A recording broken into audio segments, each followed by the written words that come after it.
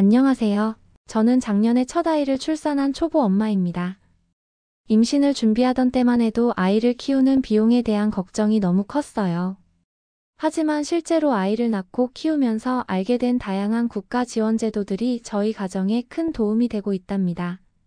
많은 예비 부모님들이 저처럼 경제적 부담으로 출산을 망설이시는 것 같아 제가 경험한 지원 제도들을 소개해드리고 싶어요. 첫 번째로 소개해드리고 싶은 것은 아이의 출생과 동시에 시작되는 지원제도입니다. 우리 아이가 태어났을 때 가장 먼저 받게 된 것은 첫 만남 이용권이었어요. 출생 직후 200만 원이 지급되는데 이 금액이 신생아용품을 준비하는 데 큰 도움이 됐죠. 그리고 매월 받게 되는 부모급여와 아동수당도 있어요. 부모급여는 0세 아동에게는 월 100만 원, 1세에게는 50만 원이 지급되고 아동수당은 만 8세 미만 모든 아동에게 매월 10만 원씩 지급됩니다. 이 두 가지만으로도 매달 고정적으로 받는 육아지원금이 상당해요. 사실 출산 전에는 육아 비용을 계산하며 많이 걱정했어요. 분유, 기저귀, 의류 등 필요한 것들이 너무 많으니까요. 하지만 이런 지원들 덕분에 경제적인 부담이 훨씬 줄었어요. 특히 부모급여는 아이가 어릴수록 더 많은 금액을 지원해주기 때문에 출산 직후 소득이 줄어드는 시기에 큰 도움이 됩니다. 아이의 탄생은 곧 혜택의 시작입니다. 출생 직후부터 시작되는 첫 만남 이용권, 부모급여, 아동수당은 가정에 실질적인 경제적 안도감을 제공하고 있어요. 이런 지원들이 있다는 것을 알고 계신다면 아이를 갖는 결정에 조금 더 자신감을 가질 수 있지 않을까요? 두 번째로 소개해드리고 싶은 것은 임신과 출산 과정에서의 지원입니다. 사실 임신했을 때부터 많은 지원이 시작됩니다. 제가 가장 큰 도움을 받았던 것은 임신 출산 진료비 지원이었어요. 임신과 출산의 걱정을 덜어주는 지원 제도에 대해 더 자세히 설명해 드릴게요. 제가 임신했을 때 가장 먼저 받은 혜택은 국민행복카드였어요. 이 카드로 임신 1회당 100만 원 다태아는 140만 원을 지원받아 산부인과 진료비를 결제할 수 있었죠. 정말 든든했어요. 그리고 산정검사도 거의 모든 검사가 건강보험이 적용되어 부담이 크게 줄었습니다. 특히 기본 초음파 검사는 물론이고 기형아 검사나 일부 특수 검사들도 보험 적용이 되어 경제적 부담 없이 아이의 건강을 확인할 수 있었어요. 가장 큰 도움이 됐던 것은 출산 비용 지원이었어요. 제왕절개 수술을 하게 됐는데 정말 걱정했던 수술 비용이 전액 건강보험으로 처리되었어요. 제왕절개 수술은 평균 200만 원 이상 든다고 알고 있었는데 실제로는 거의 비용 부담 없이 출산할 수 있었답니다. 자연분만의 경우에도 대부분의 비용이 건강보험으로 처리되어 부담이 크게 줄어든다고 해요. 그리고 출산 후에는 산모신생아 건강관리 서비스라는 것도 있어요. 출산 후 체력이 약해진 산모를 위해 정부에서 건강관리사를 파견해주는 서비스인데 일반 가정은 10일, 다태아 출산이나 장애인 산모 등 특별한 경우에는 최대 25일까지 지원받을 수 있어요. 저는 이 서비스를 통해 산후조리와 신생아 케어에 대한 많은 도움을 받았어요. 또 고위험 임산부 의료비 지원이라는 것도 있더라고요. 조기진통, 분만 관련 출혈, 중증 임신 중 독증 등 고위험 임신으로 진단받은 경우 입원 치료비 중 비급여 항목과 전액 본인 부담금을 지원해주는 제도예요.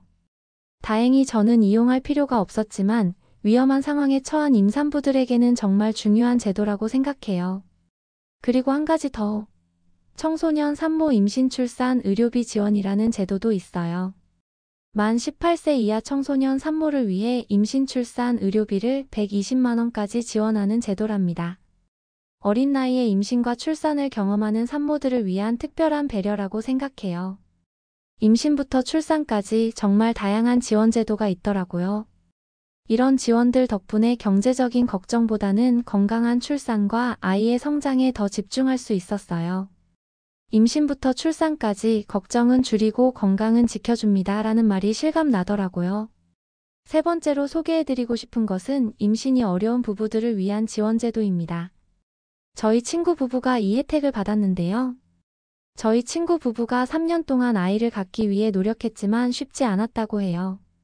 그런데 정부에서 지원하는 난임 부부 시술비 지원 제도를 통해 희망을 찾았답니다. 이 제도는 정말 놀라웠어요. 현재 인공수정은 5회까지, 체외수정은 최대 7회까지 지원한다고 해요.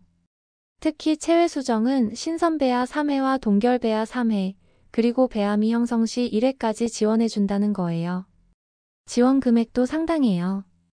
의료급여 수급자는 1회당 최대 90만원까지, 일반 가정도 소득에 따라 1회당 최대 50만원까지 지원받을 수 있다고 합니다.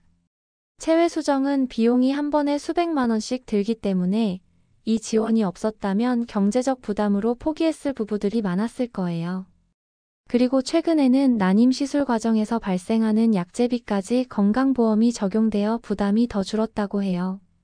제 친구는 이 제도 덕분에 2번의 시술 끝에 쌍둥이를 임신할 수 있었답니다. 정말 기적 같은 일이었어요. 또 하나 소개하고 싶은 것은 생식력 보존 지원 사업이라는 제도예요. 이건 암 환자들을 위한 특별한 배려인데요. 항암 치료는 생식력에 영향을 미칠 수 있어서 치료 전에 난자나 정자를 냉동 보존할 수 있도록 지원해주는 제도랍니다. 최대 400만원까지 지원해준다고 해요. 암투병 중에 미래의 가족까지 생각할 여유가 없을 테지만 이런 제도가 있다는 것만으로도 암 환자들에게 미래에 대한 희망을 줄 수 있을 것 같아요. 건강을 회복한 후에도 부모가 될 수 있다는 가능성을 열어주니까요. 그리고 특별히 언급하고 싶은 것은 난임 휴가 제도예요. 직장 여성이 난임 치료를 받을 경우 연간 3일의 휴가를 사용할 수 있고 그중 1일은 유급으로 처리된다고 해요. 아직 충분하지 않다고 생각할 수도 있지만 난임 치료를 위한 독립적인 휴가 제도가 있다는 것 자체가 의미 있는 진전이라고 생각해요. 또한 의료적으로 임신이 어려운 부부들을 위한 입양 지원 제도도 있어요. 입양 가정에는 입양 당시 일시금으로 300만원이 지원되고 만 18세까지 매월 15만원의 양육 보조금과 함께 의료급여와 심리치료 지원까지 제공된다고 해요. 아기를 기다리는 방법은 다양할 수 있고 정부는 그 모든 방법을 지원해 주려고 노력하고 있다는 느낌이 들었어요. 출산을 위한 희망, 정부가 함께 만들어갑니다. 이 말이 정말 와닿았어요. 임신이 어려운 부부들도 포기하지 않고 희망을 가질 수 있도록 국가가 든든하게 뒷받침해주고 있다는 사실이 참 감사했습니다. 네 번째로 소개할 것은 직장과 육아를 병행하는 부모들을 위한 지원제도예요. 저도 곧 육아휴직을 마치고 직장에 복귀할 예정인데 직장을 다니는 부모님들을 위한 지원제도는 정말 다양해요. 제가 가장 많이 활용한 것은 역시 육아휴직이었습니다. 현재는 자녀가 만 8세 또는 초등학교 2학년 이하일 경우 부모 각각 1년씩 총 2년의 육아휴직을 사용할 수 있어요. 정말 놀라운 변화죠. 예전에는 만 1세 미만의 아이만 해당됐다고 하는데 이제는 초등학교 저학년까지 확대되어 아이의 성장 과정에 더 오랫동안 함께할 수 있게 되었어요. 그리고 육아휴직 급여도 상당히 개선되었더라고요. 첫 3개월은 통상임금의 80% 최대 150만원, 나머지 9개월은 통상임금의 50% 최대 120만원을 받을 수 있어요. 특히 부부가 동시에 또는 순차적으로 육아휴직을 사용하면 첫 3개월은 통상임금의 100% 최대 200만원까지 지원받을 수 있는 3+3 부모육아휴직제라는 제도도 있답니다. 저희 남편도 3개월간 육아휴직을 사용했는데 아빠의 육아 참여가 아이에게도 부부관계에도 정말 좋은 영향을 미쳤어요. 그리고 남편의 회사에서는 육아휴직을 사용한 남성 직원이 많지 않았는데 남편이 선례를 만들어 회사 문화가 조금씩 바뀌고 있다고 하더라고요. 육아기 근로시간 단축제도 정말 유용한 제도예요. 만 8세 이하 또는 초등학교 2학년 이하의 자녀가 있는 근로자는 육아휴직 대신 근로시간을 주당 15시에서 35시간으로 단축할 수 있어요. 저는 곧 직장에 복귀할 예정인데 풀타임으로 바로 복귀하는 것이 부담스러워서 이 제도를 활용해 주 25시간으로 일할 계획이에요. 임금은 줄어들지만 단축한 시간에 비례하여 정부에서 급여를 일부 지원해 주기 때문에 경제적 부담이 조금은 덜해요. 또 가족돌봄 휴가라는 제도도 있어요. 자녀가 아프거나 갑자기 어린이집이 휴원하는 등의 상황이 발생했을 때 연간 10일까지 사용할 수 있는 휴가예요. 코로나19 기간에 많은 부모님들이 이 제도를 통해 위기를 넘겼다고 하더라고요. 그리고 아빠들을 위한 특별한 제도도 있어요. 배우자 출산 휴가가 10일로 확대되었는데 유급으로 사용할 수 있어요. 출산 직후는 산모와 신생아에게 가장 도움이 필요한 시기인데 아빠가 10일 동안 집에서 함께할 수 있다는 건 정말 큰 도움이 됩니다. 기업에서도 가족 친화 인증기업 같은 제도를 통해 직원들의 일가정 양립을 지원하는 문화가 확산되고 있어요. 이런 기업들은 유연근무제, 원격근무, 육아지원, 가족 돌봄 등 다양한 제도를 적극적으로 도입하고 있답니다. 일하는 부모도 아이를 안심하고 키울 수 있도록. 이 말이 이제는 단순한 구호가 아니라 점점 현실이 되어가고 있는 것 같아 기쁩니다. 아직 부족한 부분도 있지만 직장과 육아를 병행하는 부모들이 균형을 찾아갈 수 있도록 사회가 함께 노력하고 있다는 느낌이 들어요. 5번째로 소개할 것은 보육과 교육에 관한 지원제도인데요. 보육과 교육에 관한 지원제도는 부모님들에게 정말 큰 도움이 되고 있어요. 먼저 보육료 지원에 대해 소개해 드릴게요. 0세부터 5세까지 아동은 소득에 관계없이 어린이집 보육료를 전액 지원받을 수 있어요. 저희 아이는 아직 어려서 이용하고 있지 않지만 주변 부모님들이 이 제도 덕분에 경제적 부담 없이 어린이집을 보낼 수 있다고 말씀하시더라고요. 그리고 어린이집을 이용하지 않고 가정에서 양육하는 경우에는 가정양육수당을 지원받을 수 있어요. 7세는 월 10만 원을 지원받는데 저는 지금 이 제도를 활용하고 있답니다.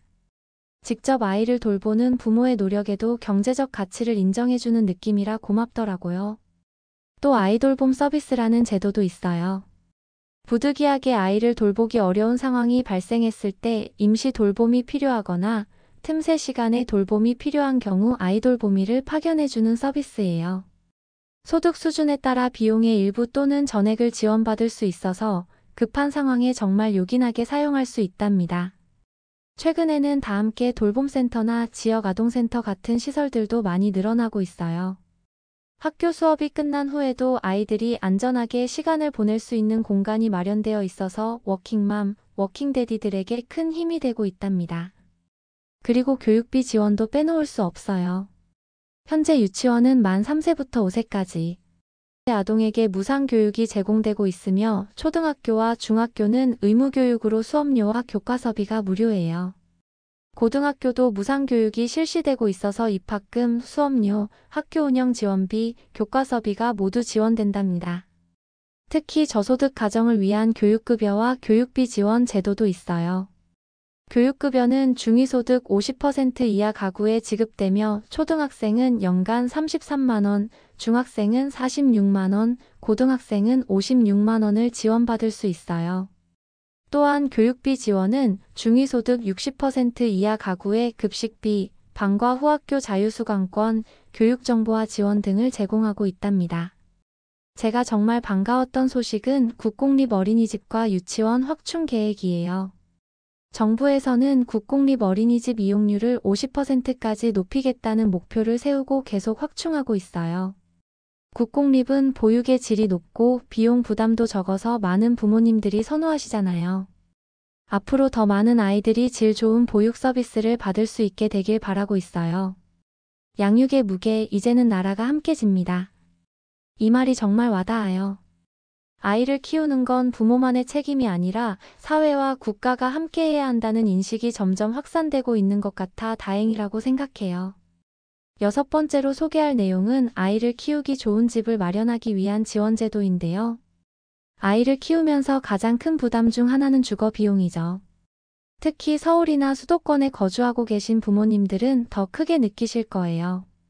저희도 아이가 태어나면서 더 넓은 집으로 이사를 고민했는데 여러 지원제도 덕분에 큰 부담 없이 새 집을 마련할 수 있었어요. 먼저 신혼부부 전용 대출 상품이 있어요. 결혼 7년 이내이거나 6세 이하 자녀가 있는 가구를 대상으로 하는데 최대 4억 원까지 저금리로 대출받을 수 있어요. 저희는 이 대출을 통해 이자 부담을 크게 줄일 수 있었답니다. 시중 금리보다 약 1%피 정도 낮은 금리가 적용되어 매달 상환 부담이 훨씬 적어졌어요. 그리고 생애 최초 주택 구입자 지원도 있어요. 무주택 세대주가 처음으로 주택을 구입할 때 취득세 감면 혜택을 받을 수 있고 대출 한도와 금리 면에서도 우대를 받을 수 있답니다. 저희는 이 제도를 통해 취득세를 50% 감면받았는데 수백만 원의 비용을 절약할 수 있었어요. 또한 주택청약 특별공급도 출산 가정에게 큰 혜택이에요. 다자녀 가구 2자녀 이상화 신혼부부에게는 공공주택 공급량의 일정 비율을 특별공급으로 제공하고 있어요. 특히 자녀 수가 많을수록 가점이 높아져서 당첨 확률이 높아진답니다. 저희 친구는 이 제도를 통해 입지가 좋은 공공주택에 당첨되어 아이 키우기 좋은 환경을 마련했어요. 그리고 제가 가장 인상 깊었던 제도는 버팀목 전세자금 대출이에요. 무주택 세대주가 전세로 집을 구할 때 최대 2억 원까지 저금리로 대출받을 수 있는데 자녀 수에 따라 대출 한도가 증가하고 금리는 더 낮아진답니다. 저희 동생 가족이 이 제도를 활용해서 전세집을 구했는데 기존 전세대출보다 이자 부담이 절반 가까이 줄었다고 하더라고요. 장기적인 주거 안정을 위한 신혼희망타운과 행복주택 같은 공공임대주택도 있어요. 신혼희망타운은 신혼부부를 위한 맞춤형 공공주택으로 10년 임대 후 분양전환도 가능하답니다. 행복주택은 대학생, 신혼부부, 사회초년생 등 젊은 계층을 위한 공공임대주택인데 신혼부부에게 특별 배정된 물량이 있어 입주 기회가 많아요. 저소득 가구를 위한 주거급여 제도도 있어요. 중위소득 47% 이하 가구에게 임차료를 보조하거나 자가 가구의 경우 주택 개보수 비용을 지원한답니다. 가구원 수와 지역에 따라 지원 금액이 다른데 서울의 경우 4인 가구 기준 최대 월 48만 원까지 지원받을 수 있어요. 집 걱정 없는 육아 가능한 세상을 위해. 이 말처럼 아이를 키우는 가정이 주거 걱정 없이 양육에 집중할 수 있도록 다양한 지원책이 마련되어 있다는 것이 정말 감사해요. 주거 문제는 양육 환경의 가장 기본적인 부분이니까요. 7번째로 소개할 내용은 생활 속에서 체감할 수 있는 다양한 세금 혜택과 감면 제도인데요. 이제 생활 속에서 직접 체감할 수 있는 다양한 세금 혜택과 감면 제도에 대해 소개해 드릴게요. 이런 지원들은 금액으로 따지면 크지 않을 수도 있지만 일상생활에서 꾸준히 혜택을 받을 수 있어 누적되면 상당한 도움이 된답니다. 먼저 자녀 세액공제가 있어요. 기본적으로 자녀 1인당 연간 15만 원의 세액공제를 받을 수 있고 자녀가 3명 이상이거나 6세 이하 자녀가 있다면 추가 공제 혜택도 있답니다. 특히 출산이나 입양한 첫 해에는 30만 원, 둘째는 50만 원, 셋째 이상은 70만 원의 추가 공제를 받을 수 있어요. 세금 계산이 복잡하게 느껴질 수 있지만 연말정산 시 세금 부담이 크게 줄어드는 효과가 있어요. 그리고 자녀장려금이라는 제도도 있어요. 소득이 있는 가구 중에서 일정 소득 이하사인 가구 기준 약 4천만 원 이하인 경우 만 18세 미만 자녀 1인당 최대 70만 원까지 장려금을 지급받을 수 있답니다. 이 제도는 특히 저소득 가정에 실질적인 도움이 되고 있어요. 자동차를 소유하고 계신 가정이라면 다자녀 가구 자동차 취득세 감면 혜택도 알아두시면 좋아요. 18세 미만 자녀가 3명 이상인 가정이 일정 배기량 이하의 자동차를 구입할 경우 취득세를 최대 140만 원까지 감면받을 수 있어요. 저희 이웃 가정은 이 제도를 통해 새 차를 구입했을 때 상당한 세금 혜택을 받았다고 하더라고요.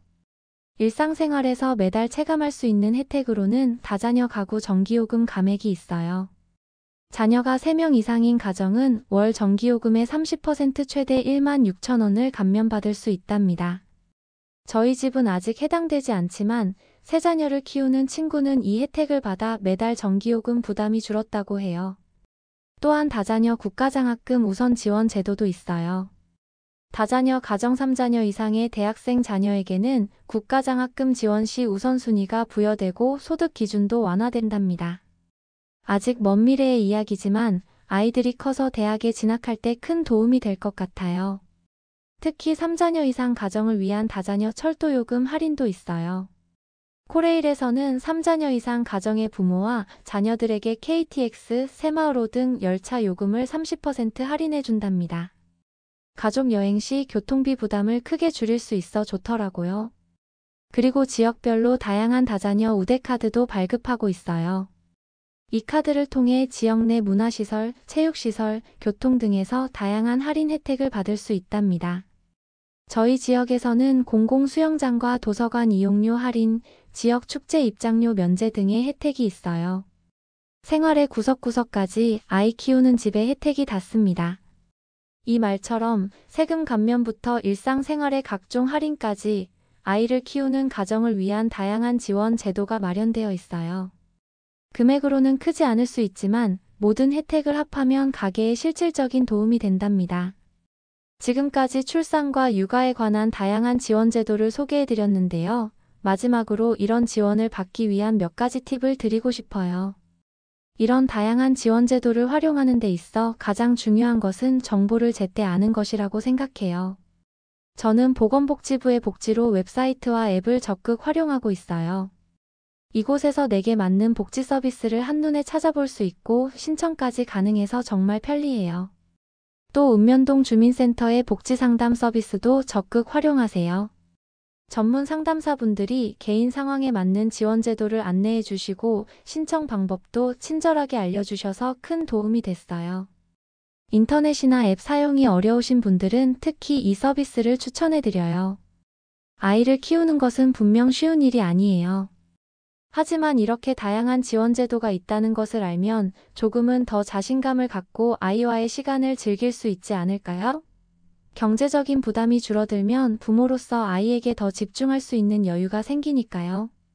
저도 모든 제도를 다 알고 활용하고 있는 것은 아니에요.